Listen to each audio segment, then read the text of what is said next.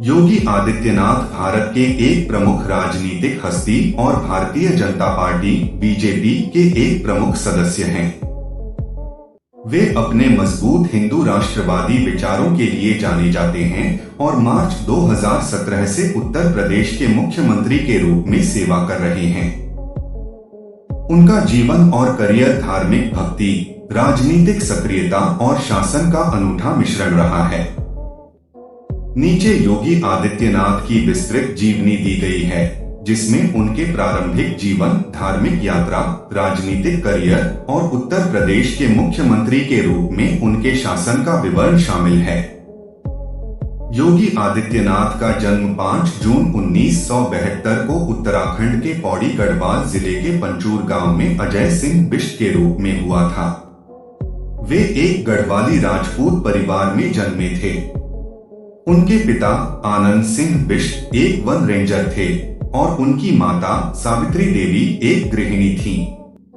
अजय सिंह बिष्ट 7 भाई बहनों में दूसरे नंबर पर थे। अजय बचपन से ही अध्ययन में रुचि रखते थे और उनका जीवन अनुशासन से भरा था। उन्होंने अपने गांव के एक स्थानीय स्कूल से पढ़ाई की और फिर ऋषिकेश चले गए, जहां उन्होंने अपनी इंटरमीडिएट की पढ़ाई पूरी की। उन्होंने हेमवती नंदन बहुगुणा गढ़वाल विश्वविद्यालय श्रीनगर उत्तराखंड से गणित में स्नातक की डिग्री प्राप्त की। अजय सिंह बिष्ट की धार्मिक जीवन में यात्रा उनके कॉलेज के दिनों में शुरू हुई। वे गोरखपुर उत्तर प्रदेश के गोरखनाथ मठ के महंत अवैद्यनाथ से बहुत प्रभावित थे। गोरखनाथ मठ नाथ परंपरा का एक प्रमुख संस्थान है जो योग और ध्यान पर जोर देता है। महंत अवैद्यनाथ अजय के आध्यात्मिक गुरु बने और उन्हें तपस्वी जीवन की ओर मार्गदर्शन किया। 1993 में 21 वर्ष की आयु में अजय सिंह बिष्ट को औपचारिक रूप से नाथ संप्रदाय में दीक्षित किया गया और उन्हें योगी आदित्यनाथ नाम दिया गया। आदित्यनाथ नाम का अर्थ होता है शासक या स्वामी, जबकि योगी का अर्थ होता है योग और तपस्या का अभ्यास करने वाला। योगी आदित्यनाथ ने एक तपस्वी का कठोर जीवन अपना लिया और गोरखनाथ मठ और इसके अनुयायियों की सेवा में समर्पित हो गए। योगी आदित्यनाथ का राजनीति में प्रवेश उनके गुरु महंत अवैद्यनाथ द्वारा संभव हुआ, जिनका हिंदू महासभा और बाद में बीजेपी के साथ एक लंबा संबंध था। 1998 में अवैद्यनाथ के सक्रिय राजनीति से संन्यास लेने के बाद योगी आदित्यनाथ को गोरखपुर निर्वाचन क्षेत्र से लोकसभा चुनाव लड़ने के लिए उनका उत्तराधिकारी चुना गया। 26 वर्ष की आयु में योगी आदित्यनाथ 12वीं लोकसभा के सदस्य चुने गए, उस समय सबसे युवा सांसद बन गए।